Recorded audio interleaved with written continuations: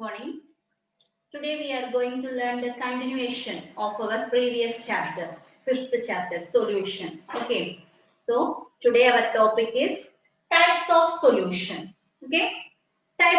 Before that we have to know a two type of mixture. What are the two type of mixture are present here? Okay.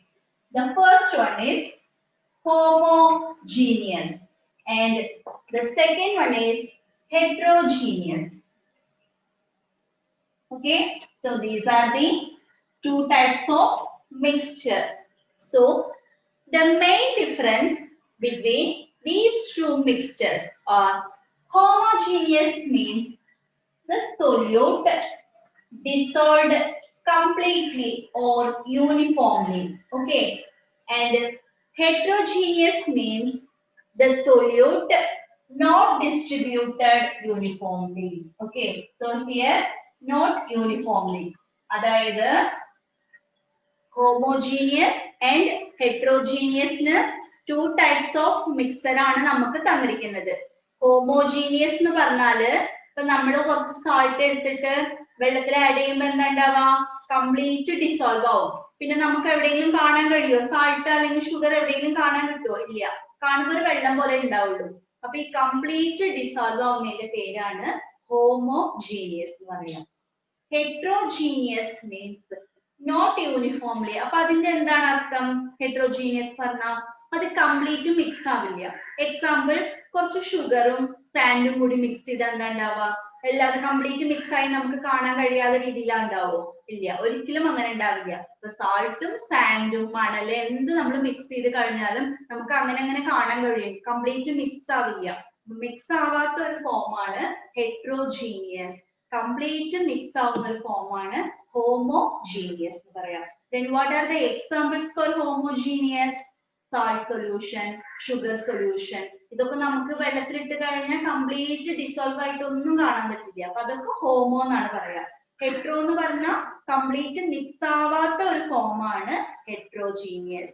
Example, a mixture of salt, sand, etc. Okay, is it clear for you? Then what is the main difference between homo and hetero? Homo means the solute distributed completely, okay, uniformly. Here the solute not distributed uniformly.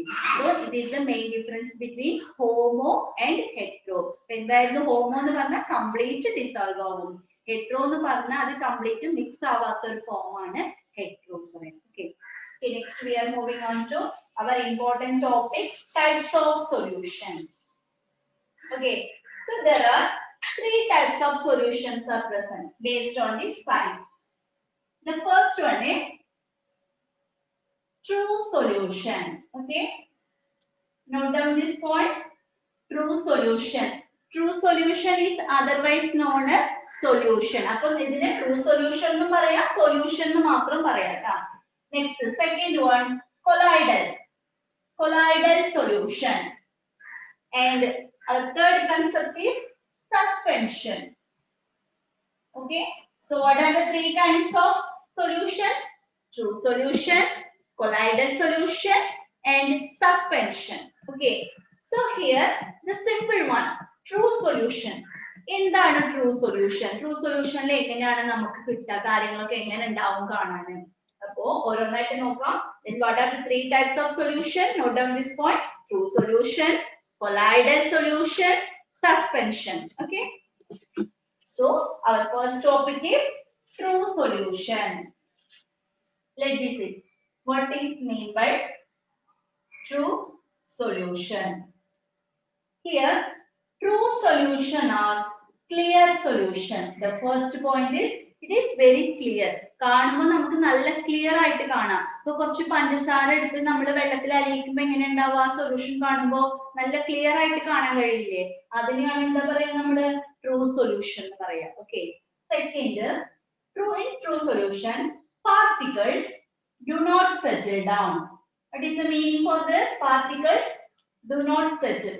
അതായത് clear ആയിട്ട് കാണാൻ കഴിയും, അപ്പൊ അതിന്റെ അടിയിൽ എന്തെങ്കിലും സെറ്റിൽ ആയിട്ടുണ്ടാവോ? ഒരിക്കലും സെറ്റിൽ ആവില്ല. അപ്പൊ പാർട്ടിക്കിൾസ് ഒക്കെ മിക്സ് ആയിട്ടാണ് നമുക്ക് ക്ലിയർ ആയിട്ട് കാണാൻ കഴിയുന്നത്. അപ്പൊ ഇപ്പൊ പഞ്ചസാര വെള്ളത്തിലിട്ട് കഴിഞ്ഞാൽ അടിയിൽ സെറ്റിൽ ആവോ? നമ്മൾ മിക്സ് ആയി കഴിഞ്ഞാൽ ഇല്ല, ഒരിക്കലും കാണാൻ കഴിയില്ല. So particles do not settle down. When the particles settle ആവില്ല, ഇത് വളരെ clear ആയിട്ടുള്ള ഒരു solution ആണ്. Then our third point is particles do not filter. Filter ചെയ്യാൻ പറ്റില്ല. ഇനി complete dissolve ആയി കഴിഞ്ഞാൽ പിന്നെ നമുക്ക് ഒന്നും filter ചെയ്യാൻ പറ്റില്ല ട്ടോ അതില്. അപ്പൊ അങ്ങനത്തെ type of solution ആണ് true solution എന്ന് പറയാ. Example salt water, sugar water. These are the examples for true solution. അപ്പൊ what are the characteristics of a true solution? It is very clear. Particles do not settle down. And third one, particles do not filter. Filter ചെയ്യാൻ പറ്റില്ല, settle ആവില്ല, clear ആയിട്ടുണ്ടാവും. ഇതൊക്കെ true solution ആണ്. പിന്നെ നമ്മൾ torch light, path of beam of light, what happens here? അതായത് torch light അടിക്കുമ്പോൾ എന്താ ഉണ്ടാവുക? ഈ സൊല്യൂഷനിലൂടെ ടോർച്ച് ലൈറ്റ് അടിക്കുമ്പോൾ ആ ലൈറ്റിനെ അത് പാസ് ചെയ്യില്ല. എന്താന്ന് വെച്ചാൽ വളരെ ക്ലിയർ ആണ്. അപ്പൊ ലൈറ്റ് അതിൽ കൂടെ നമുക്ക് പോണത് കാണാൻ കഴിയില്ല കേട്ടാ. അപ്പൊ ട്രൂ സൊല്യൂഷൻ ലൈറ്റിനെ പാസ് ചെയ്യില്ല, പാസ് ചെയ്യിപ്പിക്കില്ല. പക്ഷെ അതിന് ഏതൊക്കെ ക്യാരക്ടർ ഉണ്ട്? ക്ലിയർ ആണ്, ഫിൽട്ടർ ചെയ്യാൻ പറ്റില്ല, അതേപോലെ സെറ്റിൽ ആവില്ല. Okay, what are the characteristics of true solution? Is very clear. Particles do not settle down, particles do not filter, and path of beam of light is not allowed. Okay, so these are the characteristics of true solution. Let me see the examples of true solution. Here this figure shows the example of true solution. This solution നോക്കിയോക്ക്. First beaker consists of a different color of solution. Is very clear അല്ലെ? ഒരു clear solution ആണ്. Colour എന്തെങ്കിലും ആയിക്കോട്ടെ, പക്ഷെ solution കാണുമ്പോൾ വളരെ clear ആണ്. ഇപ്പൊ പാർട്ടിക്കിൾസ് സെറ്റിൽ ആയിട്ടില്ല, അടിയിൽ നമുക്കൊന്നും കാണാൻ കഴിയില്ല, ഫിൽട്ടർ ചെയ്താലും കിട്ടില്ല, ലൈറ്റ് പാസ് ചെയ്ത് കഴിഞ്ഞാൽ അതിനെ അത് കണ്ടക്ട് ചെയ്യത്തില്ല. Okay, so these are the examples for true solution. We are moving on to our second topic, colloidal solution. Okay, colloidal. Colloidal solution means, colloidal എന്ന് പറഞ്ഞാൽ എന്താ അർത്ഥം എന്ന് വെച്ചാല് നമ്മൾ കമ്പയർ ചെയ്താണ് പഠിക്കുന്നത് കേട്ടാ. Solution do not clear. അതിലെന്തായിരുന്നു സൊല്യൂഷൻ? ക്ലിയർ സൊല്യൂഷൻ ആയിരുന്നു. പക്ഷെ ഇതില് സൊല്യൂഷൻ ക്ലിയർ ഉണ്ടാവില്ല, കുറച്ചൊരു കലങ്ങിയ പോലെ ഒരു മോഡൽ ആയിരിക്കും. എക്സാമ്പിൾ അതിന് പറയുന്ന വാക്കാണ് ടർബൈഡ്. ഓക്കെ, ടർബൈഡ് സൊല്യൂഷൻ മീൻസ് ഒരു കലം, നമ്മൾ ഇതൊക്കെ കാണുമ്പോൾ കഞ്ഞിര വെള്ളം കാണുമ്പോൾ എങ്ങനെ ഉണ്ടാവും? ഒരു കലങ്ങിയ പോലെ ഉണ്ടാവില്ലേ? അതിനാണ് ടർബൈഡ് എന്ന് പറയാം. ഓക്കെ, അപ്പോൾ നമ്മൾ നേരത്തെ നോക്കിയ true solution it's very clear. Here colloidal solution do not clear. Okay, turbid solution. And second character, particles settle ആവത്തില്ല, ഒക്കെ സെയിം തന്നെയാണ് ട്ടാ. Do not settle down and do not filter off. Then path of beam of light, ലൈറ്റിനെ pass ചെയ്യിപ്പിക്കും. ഇതാണ് അതിന് main ഉള്ള difference കേട്ടോ. കൊളൈഡൽ സൊല്യൂഷന്റെ ക്യാരക്ടറും ട്രൂ സൊല്യൂഷന്റെ ക്യാരക്ടറും തമ്മിൽ രണ്ട് ഡിഫറൻസേ ഉള്ളൂ. ഒന്നാമത്തത് അത് വളരെ ക്ലിയർ ആണ്, ഇത് ക്ലിയർ അല്ല. സെക്കൻഡ്, അത് ലൈറ്റിനെ പാസ് ചെയ്യിപ്പിക്കില്ല, പക്ഷെ ഇതിൽ നമുക്ക് ലൈറ്റ് ടോർച്ച് ലൈറ്റ് അടിക്കുമ്പോൾ അത് പാസ് ആവും. അത് പാസ് ആയി കഴിഞ്ഞാൽ നമുക്ക് അടുത്തതിൽ കാണാൻ പറ്റും. Okay, this kind of solution is known as colloidal solution. Say what are the characteristics of colloidal solution? The solution do not clear, particles do not settle down, particles do not filter off, then the beam of light is acceptable. Okay, so these are the characteristics of colloidal. Example, colloidal solution നമ്മൾ എന്താ example പറയാ? നമ്മുടെ വീട്ടിൽ ഉള്ള സംഭവം തന്നെയാണ്. കഞ്ഞിയുടെ വെള്ളം, milk powder, പാൽപ്പൊടി നമ്മൾ വെള്ളത്തിൽ മിക്സ് ചെയ്ത് കഴിഞ്ഞാൽ, അല്ലെങ്കിൽ പാലൊക്കെ മിക്സ് ചെയ്ത് കഴിഞ്ഞാൽ എങ്ങനെ ഉണ്ടാവും? സൊല്യൂഷൻ കാണാൻ ക്ലിയർ ഒന്നും ഉണ്ടാവില്ല, കുറച്ചൊരു കലങ്ങിയ പോലെ ഉണ്ടാവുള്ളൂ. പക്ഷെ നമുക്ക് അതൊന്നും ഫിൽട്ടർ ചെയ്യാനും പറ്റില്ല, അതേപോലെ അതിന്റെ അടിയിലൊന്നും സെറ്റിൽ ആവില്ല. അപ്പൊ അതൊക്കെ ഇതിനുള്ള എക്സാമ്പിൾ ആണ് കേട്ടാ. മിൽക്ക് സൊല്യൂഷൻ, then starch പറഞ്ഞാൽ കഞ്ഞി, നമ്മൾ വീട്ടിൽ ഉപയോഗിക്കുന്ന കഞ്ഞിയുടേതാണ്, കഞ്ഞി പശയാണ് starch. Okay, so these are the examples for colloidal. Let me see the picture. Here this figure shows a colloidal solution. Okay, so in the second one, first one, colloidal solution, a blue color solution. So in that solution, a beam of light is passing. Okay, what happens? This colloidal solution accepts the beam of light. അതായത് beam of light നമ്മൾ torch light pass ചെയ്യുമ്പോൾ അത് accept ചെയ്തിട്ട് മറ്റേ ഇതിലൂടെ പാത്തിലൂടെ അത് എന്താ പറയാ അതിനെ പുറത്തു വിടും. അപ്പൊ അങ്ങനത്തെ സൊല്യൂഷൻ ആണ് colloidal solution. Next one, suspension. Okay, third topic is suspension. So here our third solution is suspension. Okay. Suspension means ഇതിൽ ഒന്നാമത്തെ കാര്യം clear ഉണ്ടാവില്ല. Do not clear.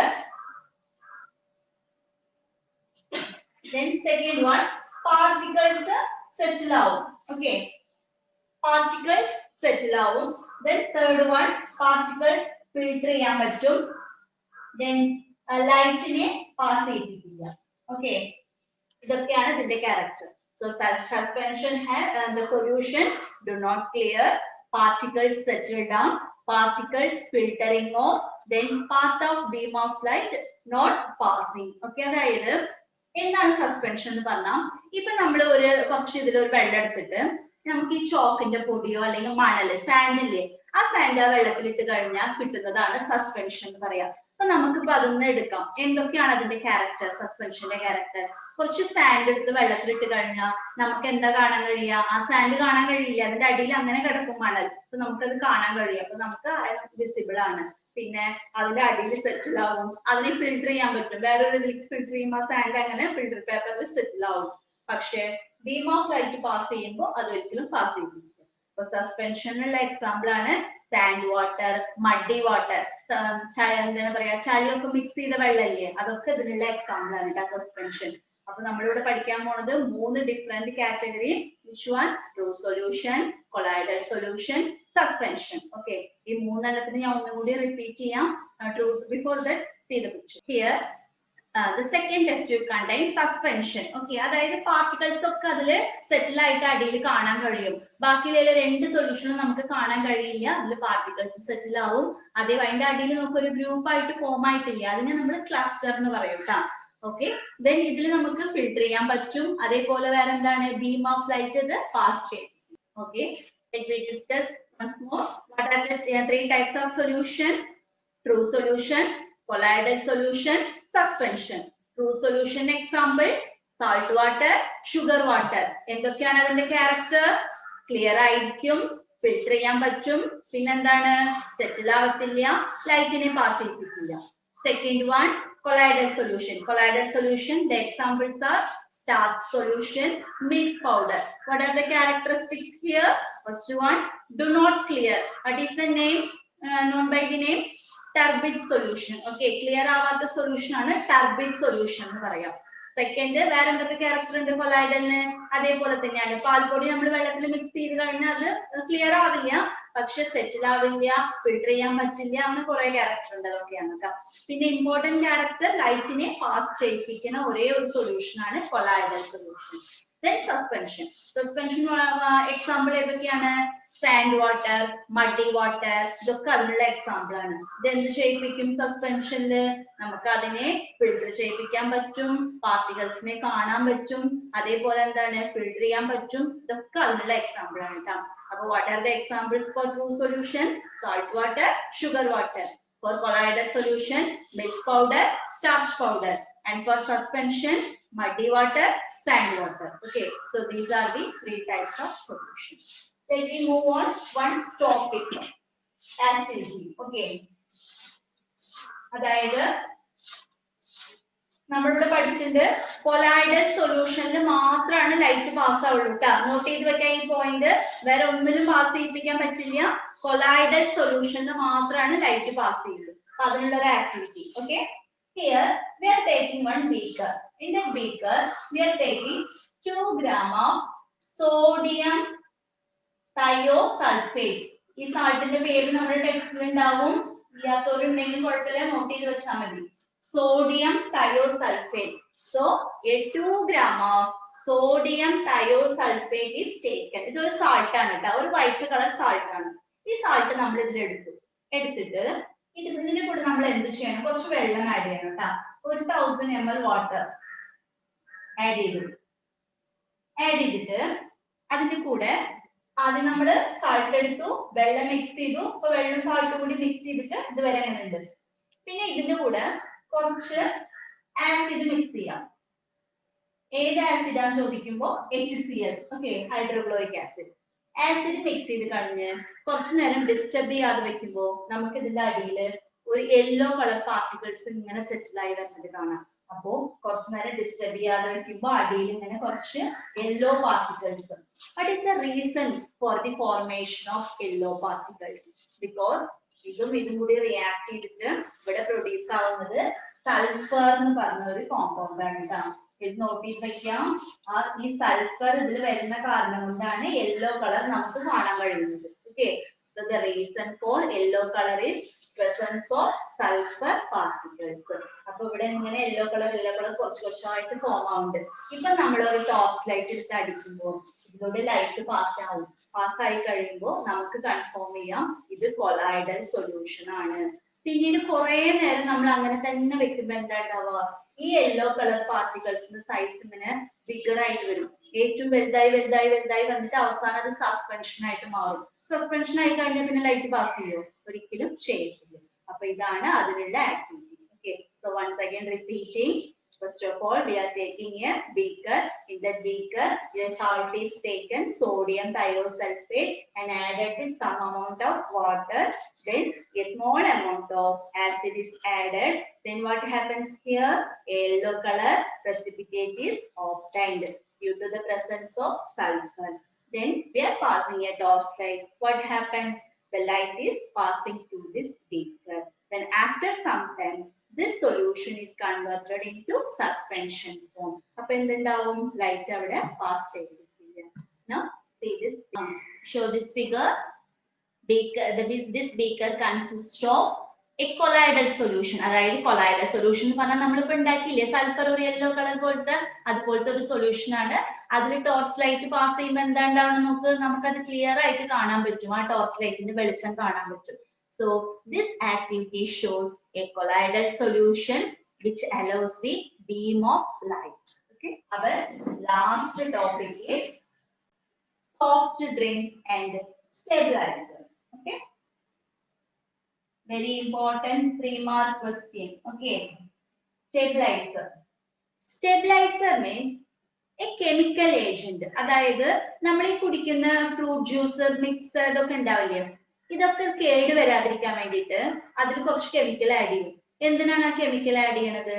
ആ പാർട്ടിക്കിൾസ് അടിയിൽ സെറ്റിൽ ആവാതിരിക്കാം. അപ്പൊ നമ്മൾ ഈ ഫ്രൂട്ട് മിക്സും പിന്നെ ഇതൊക്കെ വാങ്ങിച്ചു കുടിക്കുന്നില്ലേ, അപ്പൊ ഈ പെപ്സി കോക്ക് അങ്ങനത്തെ സംഭവങ്ങളായാലും എന്തായാലും അതിന്റെ അടിയിൽ ഇങ്ങനെ സെറ്റിൽ ആയി കഴിഞ്ഞാൽ അത് വേഗം നാശാവും. അപ്പൊ പാർട്ടിക്കിൾസ് സെറ്റിൽ ആവാതിരിക്കാൻ വേണ്ടിയിട്ട് ഓരോ കളർ ഡ്രിങ്ക്സിലും ആഡ് ചെയ്യുന്ന ഒരു സംഭവമാണ് stabiliser. Okay, so what is the use of stabiliser? Stabilizer are chemical agents which is used to prevent the particles settle down. അല്ലെ, അങ്ങനെയല്ല, പാർട്ടിക്കിൾസ് സെറ്റിൽ ആവുന്നത് പ്രിവെന്റ് ചെയ്യാൻ വേണ്ടിയിട്ട് ഉപയോഗിക്കുന്ന ഒരു കെമിക്കൽ ഏജന്റ് ആണ് സ്റ്റെബിലൈസർ. നമ്മൾ കുടിക്കുന്ന എല്ലാ ഫ്രൂട്ട് മിക്സ് ആയാലും സോഫ്റ്റ് ഡ്രിങ്ക് ആയാലും അതിൽ സ്റ്റെബിലൈസർ ഉണ്ടാവും.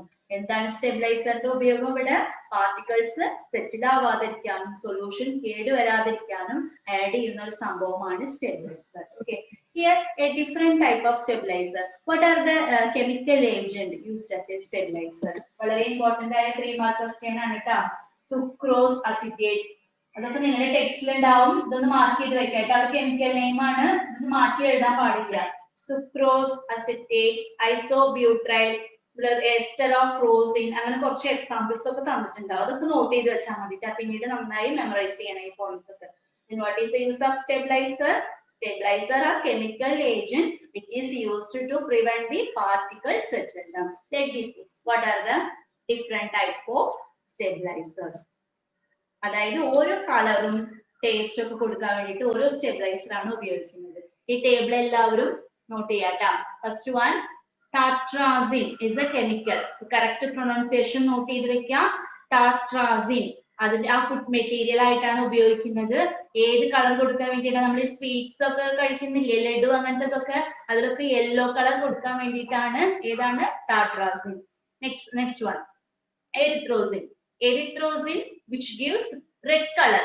റെഡ് കളർ, അതേപോലെ റെഡ് കളർ സ്വീറ്റ്സ് ഒക്കെ കഴിക്കുമ്പോൾ അതിലുള്ള ഒരു ഏജന്റ് ആണ് എറിത്രോസിൻ.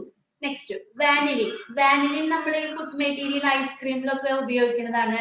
ടേസ്റ്റ് എൻഹാൻസർ, ടേസ്റ്റിന് വേണ്ടിയിട്ട് വാനിലിൻ. നെക്സ്റ്റ് ഫോസ്ഫോറിക് ആസിഡ് നമ്മൾ കുടിക്കുന്ന എല്ലാ സോഫ്റ്റ് ഡ്രിങ്കും ഏതാണ് സോഫ്റ്റ് ഡ്രിങ്ക് ഒക്കെ ഉപയോഗിക്കുന്നത് എല്ലാറ്റിലും സോർ ടേസ്റ്റ് സോർ പറഞ്ഞ ഒരു ഇതിന്റെ ടേസ്റ്റ് ഉണ്ടാവില്ലേ സോഡയുടെ ഒരു ടേസ്റ്റ് അതിന് വേണ്ടിയിട്ട് ആഡ് ചെയ്യുന്നതാണ് ഫോസ്ഫോറിക് ആസിഡ് ലാസ്റ്റ് വൺ പൈനാപ്പിളിന്റെ ഫ്രാഗ്രൻസിന് വേണ്ടിയിട്ട് ചില കേക്ക് ആയാലും എന്തായാലും നമ്മൾ കഴിക്കുമ്പോൾ അത് പൈനാപ്പിളിന്റെ ഫ്ലേവർ ഉണ്ടാവും ആ പൈനാപ്പിൾ ഫ്ലേവറിന് വേണ്ടി ഉപയോഗിക്കുന്നതാണ് allyl hexonate once again repeating tartrazine which gives yellow color to the substance erythrozine gives red color to the substance vanillin gives taste enhancer for food material phosphoric acid used as a sour taste for soft drinks allyl hexonate which gives pineapple fragrance for food material okay so our today's class is over this chapter is over okay next that we have interaction section thank you